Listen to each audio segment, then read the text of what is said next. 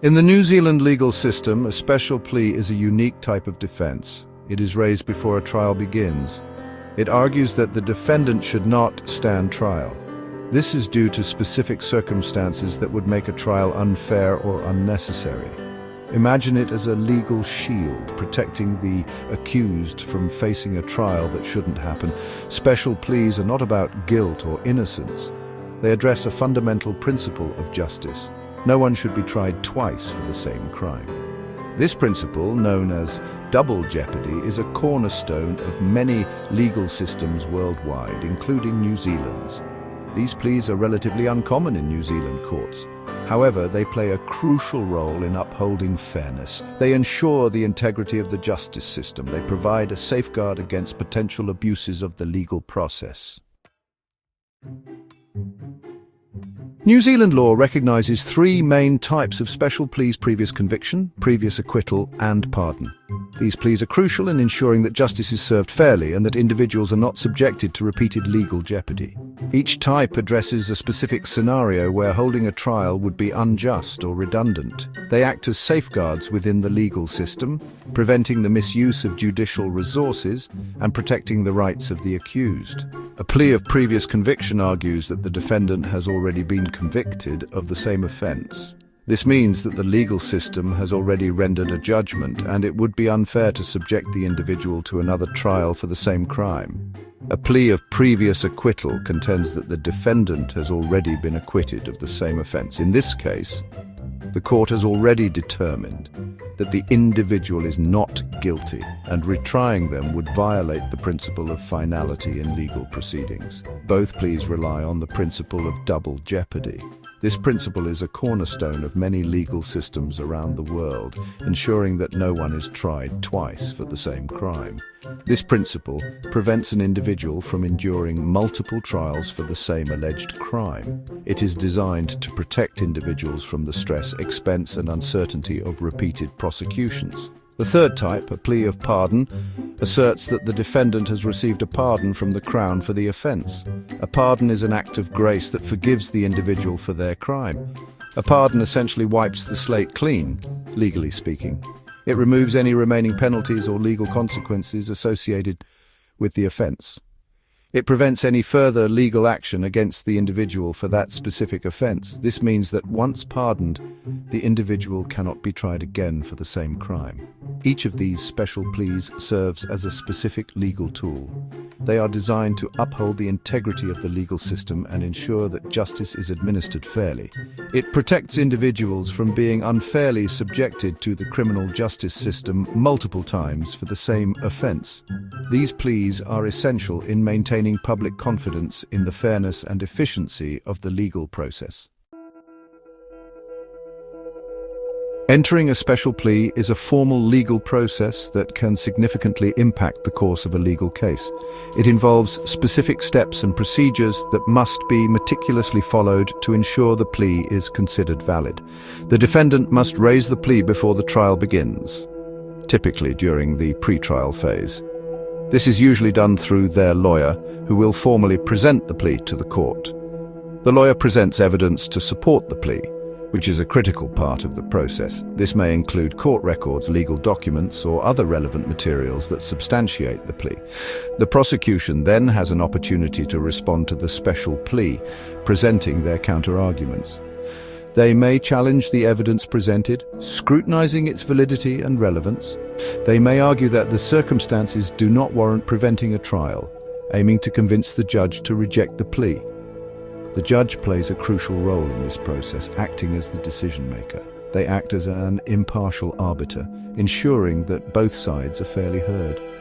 They carefully consider the arguments and evidence presented by both sides, weighing the merits of each. The judge's decision is crucial as it determines whether the case will proceed to trial or be dismissed. If the judge accepts the special plea, the case against the defendant is dismissed and they are free from that charge. The defendant will not face trial for that offence, bringing relief to them and their legal team. However, if the judge rejects the plea, the case proceeds to trial as usual, and the defendant must prepare for the next phase of their legal battle. Special pleas are more than just legal technicalities. They represent a fundamental aspect of a fair and just legal system. Their primary purpose is to prevent double jeopardy. This ensures that an accused person is not subjected to the ordeal of multiple trials for the same alleged offence. Imagine the stress, anxiety and financial burden of facing trial multiple times for the same accusation. Special pleas act as a safeguard against such injustices. They uphold the integrity of the legal process. Moreover, these pleas reflect the legal principle of finality. Once a case has been decided, it should not be continuously re-litigated. This principle ensures that court resources are used efficiently and that individuals can move forward with their lives without the shadow of an old accusation hanging over them. Let's illustrate the concept of a special plea with an example. Imagine a man named John is charged with assault following a brawl at a pub. However, what the prosecution doesn't know is that John was previously acquitted of the same charge. This is because the actual perpetrator confessed to the police shortly after John's initial arrest. In this scenario, John's lawyer could enter a special plea of previous acquittal. They would present the court with evidence of John's previous acquittal. This evidence might include court records or a statement from the actual perpetrator. If the judge accepts the plea, the case against John would be dismissed. This would prevent an unnecessary and unfair trial. It would uphold the principle of double jeopardy. This example demonstrates the practical application of special pleas in ensuring justice is served. Section 6. The beginning of a criminal case in New Zealand. In New Zealand, criminal cases follow a structured path from accusation to trial. The journey begins with someone reporting an alleged crime to the police. The police then investigate. This may involve gathering evidence, interviewing witnesses, and questioning potential suspects. If the police believe there is enough evidence, they will arrest the suspect. The arrested individual is then brought before the court for an initial appearance. This usually happens within 24 hours of the arrest. During this appearance, the charges are formally read to the defendant. The defendant is then asked to enter a plea, guilty or not guilty. If the defendant pleads guilty, the judge will set a date for sentencing. If the defendant pleads not guilty, the case proceeds to trial. At this stage, the court will also address the issue of bail. Section 7. Your first day in court, what to expect. Facing a court appearance can be an intimidating experience. Knowing what to expect can alleviate some anxiety. On your first day in court, you'll be in a courtroom with various officials present, the judge, court staff, lawyers, and possibly a jury. The atmosphere is formal and respectful. Your case will be called. You'll stand in the dock, a designated area in the courtroom with your lawyer. The charges against you will be read aloud. You'll be asked to enter a plea. If you haven't yet spoken to a lawyer, you can request to speak to a duty lawyer. They're available at the courthouse to provide free legal advice. Section 8. Navigating the courtroom, duty lawyers and registrars. Navigating the court system can feel overwhelming, especially for those unfamiliar with it. Two key figures can help you: duty lawyers and registrars. Duty lawyers are experienced criminal lawyers. They provide free legal advice and representation to people appearing in court who don't have their own lawyer.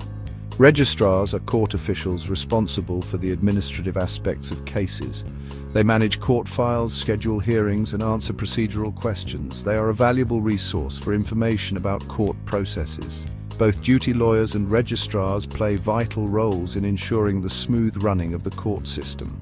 They provide essential support and guidance to those navigating the legal process. Section 9. The bail system, understanding your rights. Bail is a critical part of the New Zealand legal system.